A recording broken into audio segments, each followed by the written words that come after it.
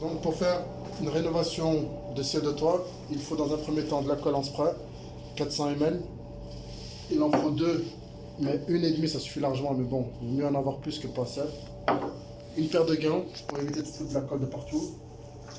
Un scalpel, une paire de ciseaux et un petit rouleau comme ça pour faire les bordures. Voilà. Donc une selle de toit après l'avoir démonté et enlevé l'ancien tissu, ça ressemble à ça. En fait, ça fait de la mousse, l'ancienne mousse.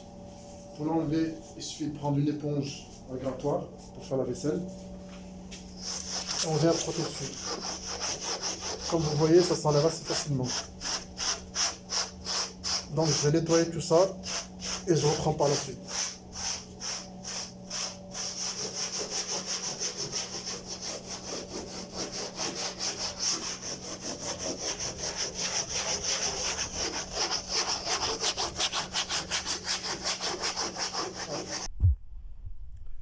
Voilà.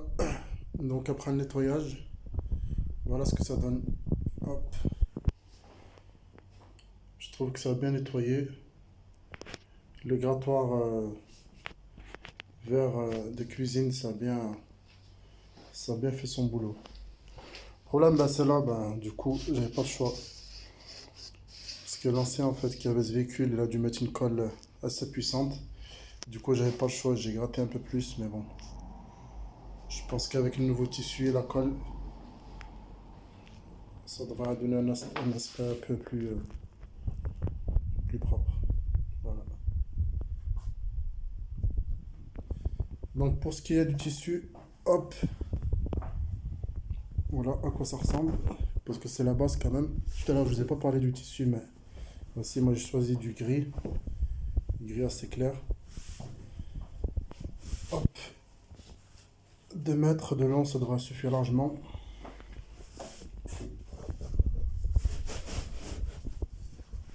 Tac, pour avoir une idée un peu.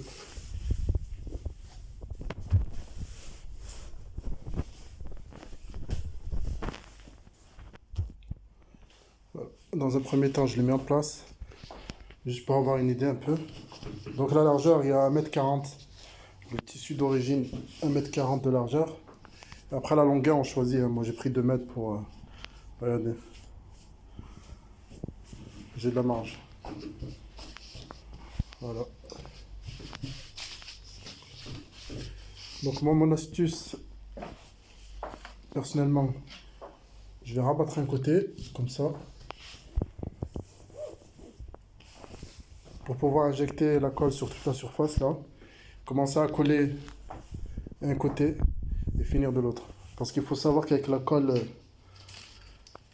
en aérosol, comme ça, en général, ben, quand on pulvérise, si ça vient à coller, ben, on ne peut plus le décoller. Ben, si on décolle, ben, ça abîme la mousse. Et ce serait dommage. Donc voilà. Donc moi, mon astuce, c'est d'injecter la colle sur une petite surface.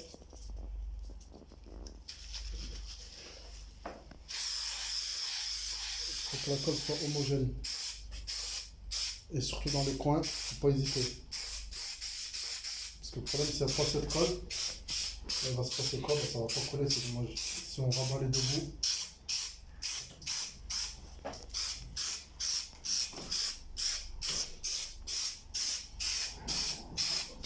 il faut que la colle soit homogène de partout.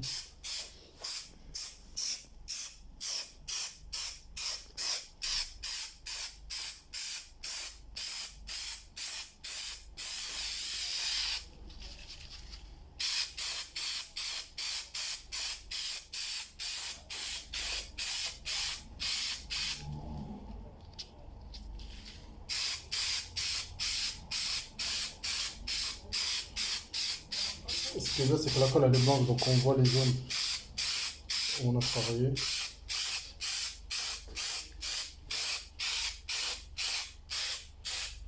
C'est surtout les parties comme ça, là, le plus compliqué. Et là, si ça colle pas, on va le voir tout de suite.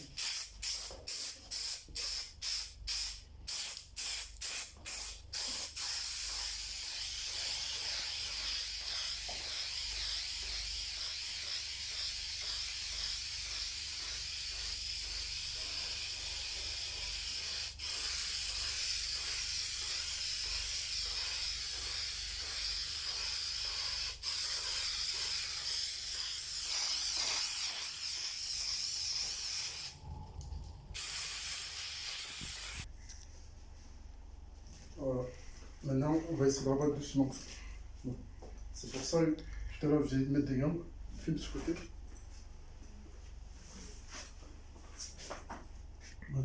Le caméraman, il va m'aider, vas-y. Aide-moi un peu. Je vais baisser ta main. Comme si tu faisais du papier peint, en fait. Même système.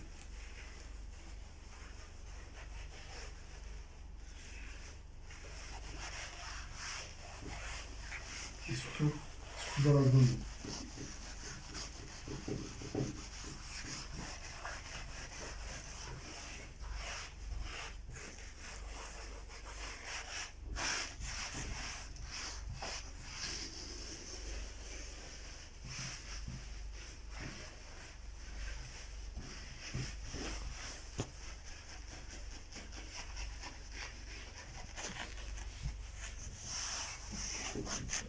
Et là, on prend la roulette que j'ai dit tout à l'heure.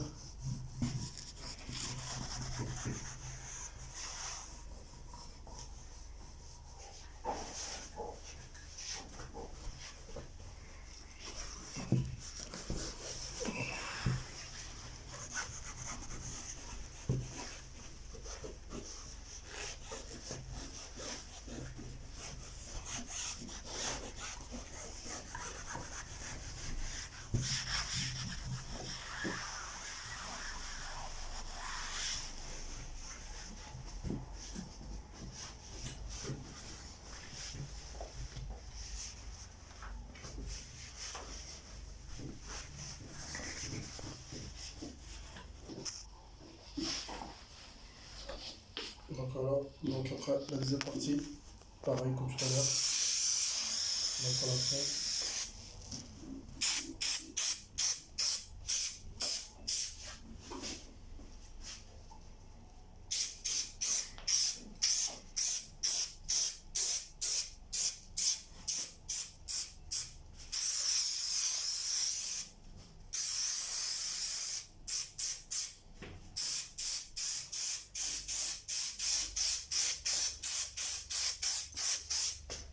Franchement, les endroits les plus compliqués, c'est là et là, là.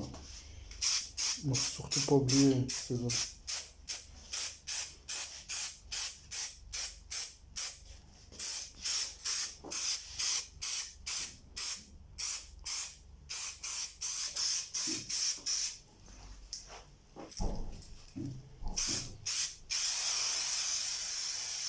Voilà.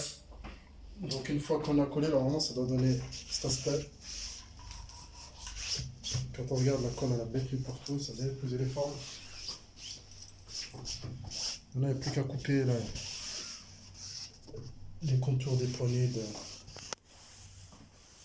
lumières du plafonnier, des poignées. Et ça devrait être bon.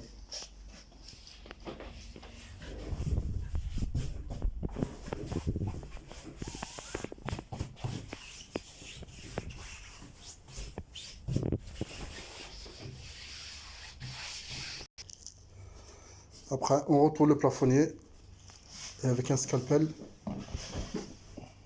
d'où l'importance d'un scalpel parce que c'est plus, à mon avis, c'est plus simple, plus facile que de faire les découpes avec un cutter.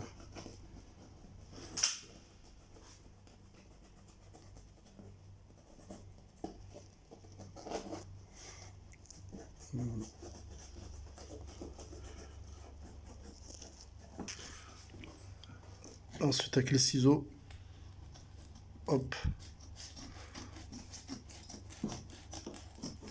on va couper doucement tout ce qui dépasse. Puis on va faire le tour. Voilà ce que ça donne après avoir coupé. On n'a pas fini encore. Voilà, pour avoir une idée.